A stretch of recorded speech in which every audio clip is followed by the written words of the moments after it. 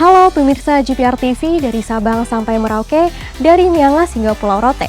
Bertemu lagi dengan saya, Fabita Pracanita, di program Kilas Kominfo Newsroom edisi Kamis 28 Oktober 2021. Informasi pertama, Menteri Kesehatan Budi Gunadi Sadikin menilai tarif rapid test PCR sudah dikatakan termurah dibanding dengan banyak negara lain di dunia. Menteri Kesehatan Budi Gunadi angkat bicara soal penetapan harga tes PCR sebesar Rp300.000. Menurutnya, pemerintah tidak akan memberikan subsidi untuk tarif tes PCR yang telah ditetapkan. Bahkan dikatakan, batasan tarif tes PCR di Indonesia sudah termasuk murah dibanding di bandara-bandara internasional lainnya di seluruh dunia. Harga PCR kita yang ditentukan oleh Pak Presiden kemarin itu sudah 10% paling bawah, paling murah dibandingkan dengan harga tes PCR di seluruh dunia, ya, di airport-airport. Dan apakah akan disubsidi? Pemerintah tidak merencanakan ada subsidi, ya, karena memang kalau kita lihat harganya, apalagi yang sudah diturunkan, itu sudah cukup murah.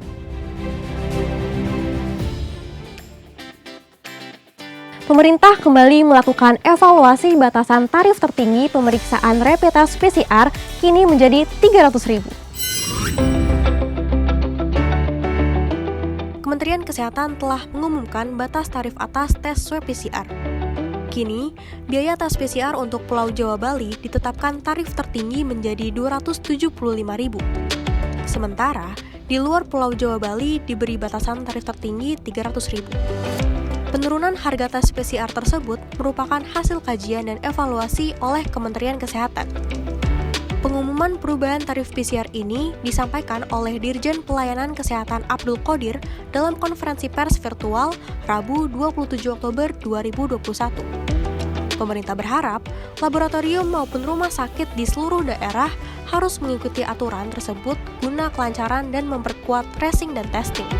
Dari hasil evaluasi, kami sepakati bahwa batas tarif tertinggi pemeriksaan real-time PCR diturunkan menjadi Rp275.000 untuk daerah Pulau Jawa dan Bali, serta sebesar Rp300.000 untuk luar Pulau Jawa dan Bali, agar semua fasilitas pelayanan kesehatan seperti rumah sakit, laboratorium, dan fasilitas pemeriksaan lainnya yang telah ditetapkan oleh Menteri dapat mematuhi batasan tarif tertinggi real-time PCR tersebut.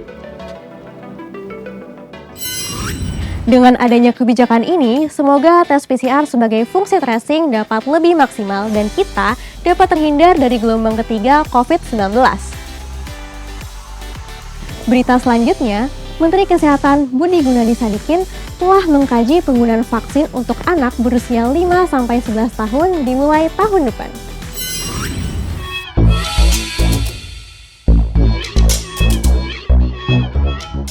Pemerintah terus upayakan vaksinasi COVID-19 pada anak guna menciptakan kekebalan komunal.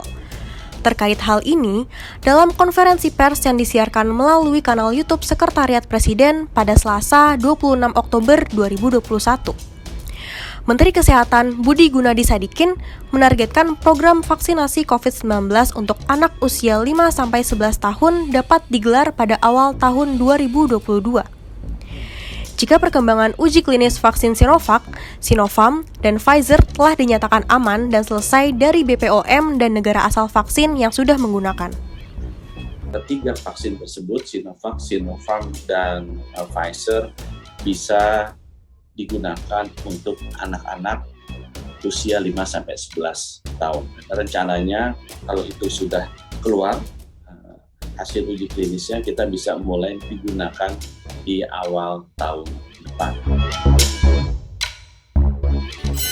Saat ini, vaksin COVID-19 diberikan pada anak usia 12 tahun ke atas. Bila nanti bisa diberikan ke anak usia 5 tahun ke atas, akan bisa memberikan perlindungan kepada anak-anak guna mendukung kegiatan belajar tatap muka. Berkaitan dengan vaksinasi, Menteri Kominfo Johnny G. Plate turut mendorong percepatan vaksinasi untuk remaja guna mendukung pelaksanaan pembelajaran tatap muka terbatas di wilayah PPKM level 1-3.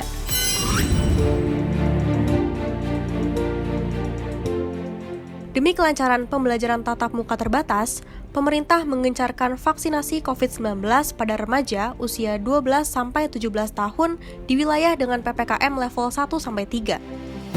Sekitar 14,5% dari sasaran vaksinasi sudah memperoleh dosis pertama dan 11,7% telah memperoleh dosis lengkap.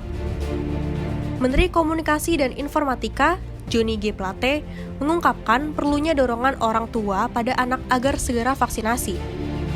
Mengingat vaksinasi terbukti efektif melindungi dari gejala berat COVID-19 dan menjadi perlindungan ketika PTM terbatas. Secara keseluruhan, sebanyak 115 juta lebih penduduk Indonesia telah memperoleh dosis pertama dan 70 juta penduduk telah memperoleh dosis lengkap. Semoga dengan akselerasi vaksinasi dapat mendukung pembelajaran tatap muka terbatas yang aman dan lancar. Berita terakhir, Menkominfo Johnny G. Plate menerima kunjungan Duta Besar Prancis Olivier Chambert, Selasa 26 Oktober 2021 di Jakarta. Keduanya membahas kerjasama bilateral dan multilateral di bidang teknologi informasi. Menteri Komunikasi dan Informatika Johnny G. Plate dan Duta Besar Prancis Olivier Chambert mengadakan pertemuan kerjasama di Widya Chandra, Jakarta Selatan pada Selasa 26 Oktober 2021. Pertemuan ini membahas pembangunan infrastruktur teknologi, informasi, dan komunikasi Indonesia.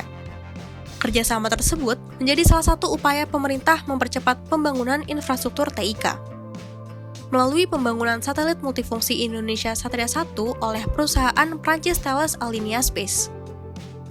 Salah satu satelit yang telah dibangun oleh perusahaan tersebut adalah satelit Telkomsat yang akan meluncur pada awal tahun 2024 dengan bandwidth sebesar 32 GB per second.